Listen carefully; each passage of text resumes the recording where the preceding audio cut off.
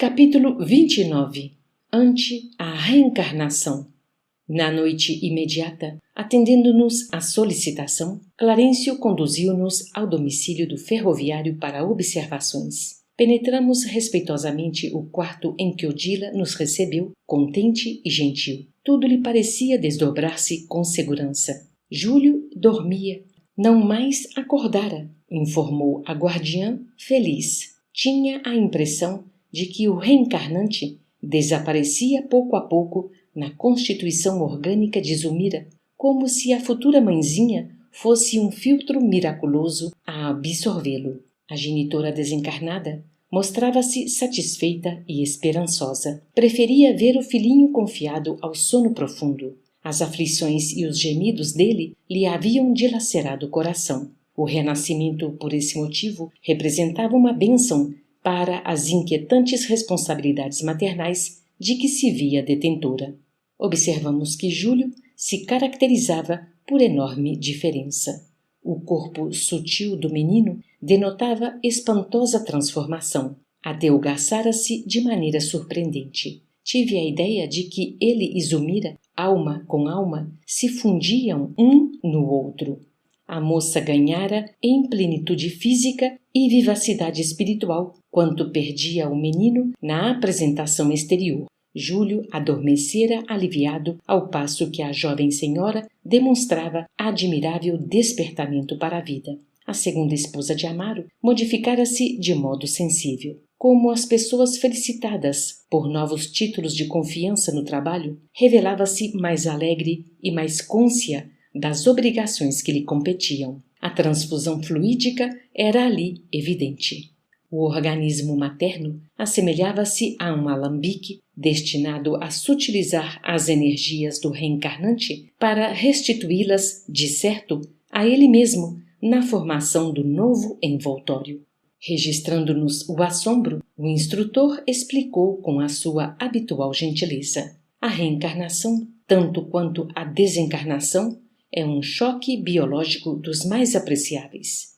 Unido à matriz geradora do santuário materno, em busca de nova forma, o perispírito sofre a influência de fortes correntes eletromagnéticas que lhe impõem a redução automática. Constituído à base de princípios químicos semelhantes em suas propriedades ao hidrogênio, a se expressarem através de moléculas significativamente distanciadas umas das outras, quando ligado ao centro genésico feminino, experimenta expressiva contração à maneira do indumento de carne sob carga elétrica de elevado poder. Observa-se, então, a redução volumétrica do veículo sutil pela diminuição dos espaços intermoleculares. Toda matéria que não serve ao trabalho fundamental de refundição da forma é devolvida ao plano etereal, oferecendo-nos o perispírito esse aspecto de desgaste ou de maior fluidez. Quer dizer, então, aventurou Hilário em sua curiosidade construtiva. Quero dizer que os princípios organogênicos essenciais do perispírito de Júlio já se encontram reduzidos na intimidade do altar materno e, à maneira de um ímã, vão aglutinando sobre si os recursos de formação do novo vestuário de carne que lhe será o vaso próximo de manifestação. E a forma a rarefazer-se sob os nossos olhos? Inquiriu meu colega, espantado. Está em ativo processo de dissolução. Também o corpo físico parece dormir na desencarnação, quando, na realidade, começa a restituir as unidades químicas que o compõem à natureza que lhe os emprestou a título precário, apenas com a diferença de que a alma desencarnada, ainda mesmo quando em deploráveis condições de sofrimento e inferioridade, avança para a libertação relativa, ao passo que, em nos reencarnando, sofremos o processo de volta às teias da matéria densa, não obstante orientados por nobres objetivos de evolução. É por isso mesmo, conduzidos à reconstituição orgânica, revivemos nos primeiros tempos da organização fetal, embora apressadamente, todo o nosso pretérito biológico. Cada ser que retoma o envoltório físico revive automaticamente na reconstrução da forma em que se exprimirá na Terra todo o passado que lhe diz respeito, estacionando na mais alta configuração típica que já conquistou para o trabalho que lhe compete, de acordo com o degrau evolutivo em que se encontra. A maneira simples pela qual Clarencio explorava problemas tão complexos induzia-nos a sublimados pensamentos quanto à magnitude das leis universais. Ali, diante de um caso comum de reencarnação, auxiliado apenas pelas nossas preces no culto à fraternidade, obtínhamos vastas elucidações sobre o plano geral da existência. Inspirado talvez na mesma faixa de reflexões que me preocupavam o espírito, Hilário inquiriu: os princípios que analisamos funcionam em igualdade de circunstâncias para os animais? Como não? Replicou o nosso orientador paciente. Todos nos achamos na grande marcha de crescimento para a imortalidade. Nas linhas infinitas do instinto, da inteligência, da razão e da sublimação, permanecemos todos vinculados à lei do renascimento como inalienável condição de progresso. Atacamos experiências múltiplas e recapitulamo-las tantas vezes quanto se fizerem necessárias na grande jornada para Deus. Crisálidas de inteligência nos setores mais obscuros da natureza evolvem para o plano das inteligências fragmentárias, onde se localizam os animais de ordem superior, que, por sua vez, se dirigem para o reino da consciência humana, tanto quanto os homens, pouco a pouco, se encaminham para as gloriosas esferas dos anjos. O instrutor, entretanto, voltou-se para o leito em que a mãe e filho jaziam, intimamente associados, e sentenciou: preocupemo-nos, porém, com o serviço da hora presente. Estudemos o caso sob nossa observação para que o nosso dever de solidariedade seja bem cumprido. O apontamento reajustou-nos. Hilário, que, tanto quanto eu, se mostrava interessado em aproveitar a lição, fixando o quadro sob nossos olhos, pediu uma explicação tão simples quanto possível acerca da comunhão fisiopsíquica de Zulmira e Júlio naquele instante, ao que Clarencio respondeu após refletir alguns momentos. Imaginemos um pêssego amadurecido lançado à alcova escura a fim de renascer. Decomposto em sua estrutura, restituirá aos reservatórios da natureza todos os elementos da polpa e dos demais envoltórios que lhe revestem os princípios vitais, reduzindo-se no imo do solo ao embrião minúsculo que se transformará no espaço e no tempo em novo pessegueiro. O ensinamento não podia ser mais lógico, mais preciso. Então, por isso, acrescentou Hilário estudioso, é que as crianças desencarnadas reclamam um período de tempo mais ou menos longo para demonstrarem crescimento mental, como ocorre na existência comum.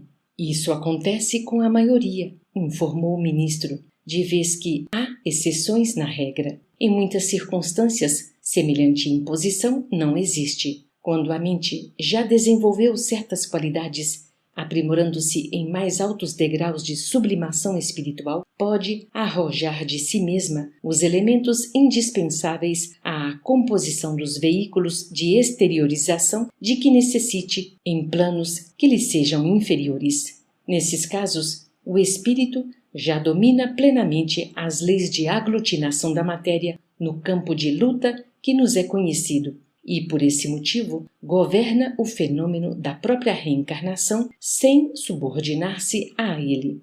Fitávamos o semblante calmo de Zulmira, que respirava serena, feliz. O problema de Júlio, no entanto, considerei, afigurava-se-nos bastante doloroso. Doloroso, mas educativo, quanto o de milhares de criaturas cada dia na terra, ponderou Clarencio, imperturbável. Nosso companheiro, vencido e enfermo, em razão de compromissos adquiridos na carne encontrará caminho ao próprio reajuste.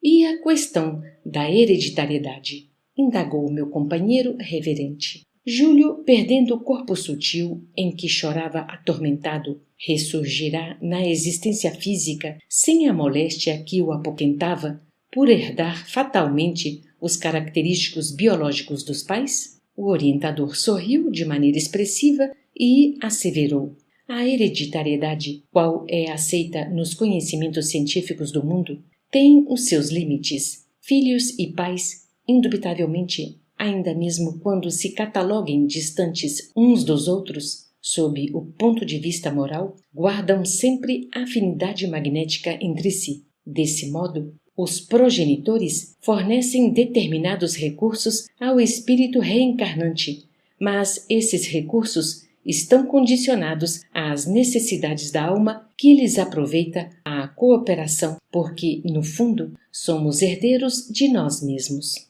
Assimilamos as energias de nossos pais terrestres, na medida de nossas qualidades boas ou más, para o destino enobrecido ou torturado a que fazemos jus, pelas nossas conquistas ou débitos que voltam à Terra conosco, emergindo de nossas anteriores experiências. Somos então levados a crer que Júlio transportará consigo a enfermidade que sofria em nosso plano à maneira de alguém que, em se mudando de domicílio, não modifica o quadro orgânico, observou Hilário com sensatez. Isso mesmo, elucidou o ministro satisfeito. O problema é de natureza espiritual. Durante a gravidez de Zulmira, a mente de Júlio permanecerá associada à mente materna, influenciando, como é justo, a formação do embrião. Todo o cosmo celular do novo organismo estará impregnado pelas forças do pensamento enfermiço de nosso irmão que regressa ao mundo. Assim sendo, Júlio renascerá com as deficiências de que ainda é portador, embora favorecido pelo material genético que recolherá dos pais, nos limites da lei de herança para a constituição do novo envoltório. Depois de breve pausa, concluiu: como vemos, na mente reside o comando. A consciência traça o destino. O corpo reflete a alma. Toda agregação de matéria obedece a impulsos do espírito. Nossos pensamentos fabricam as formas de que nos utilizamos na vida. Calou-se o instrutor. Odila tomou a palavra, comentando as suas esperanças para o futuro. Conversamos de novo animadamente. E, logo após, uma prece do ministro encerrava para nós a deliciosa reunião.